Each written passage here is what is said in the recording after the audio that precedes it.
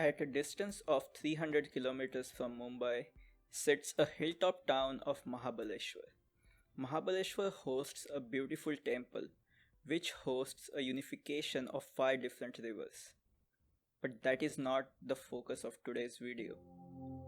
Krishnabai temple is an old temple situated few meters away from this Panchaganga temple.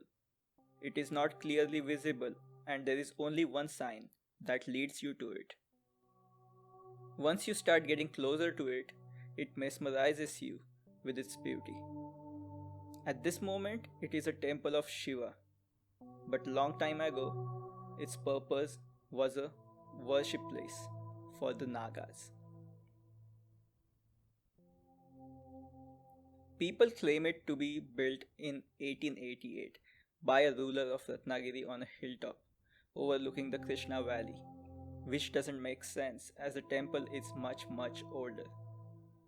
Very old if you go see it. People also claim it to be a Shiva temple, which is true at this moment though, as it has a fairly newer Shiva Linga in it. When we say fairly new, what it means is it is probably installed within last 200 or 300 years. You can see it because the rock carvings of the lingam are very slick compared to everything else in the temple. It looks out of place. We couldn't take clear pictures of it as our cameras were seized by the guards before we could take it.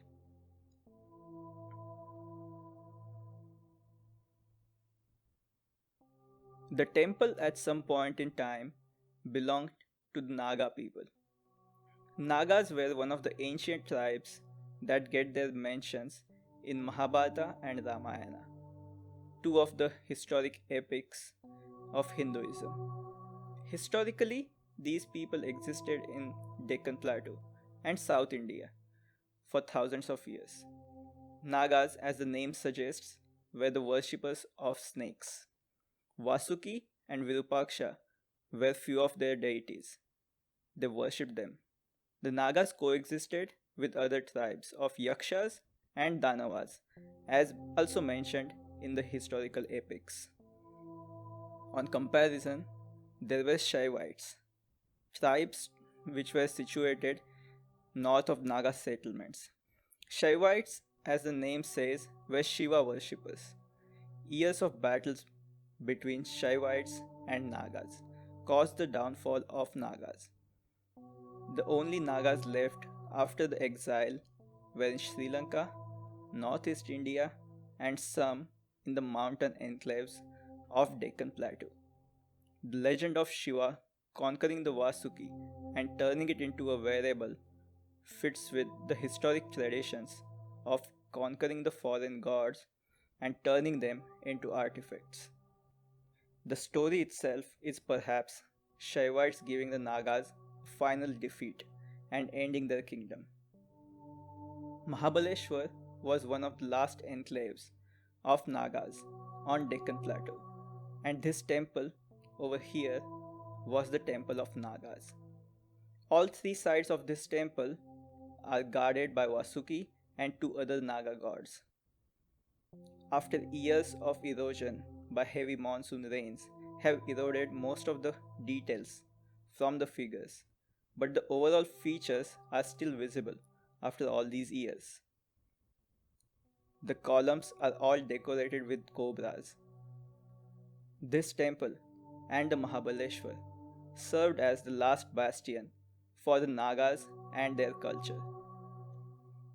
But not for very long, as eventually the Shaivites reached this place and conquered the last kingdom of Nagas on Deccan Plateau.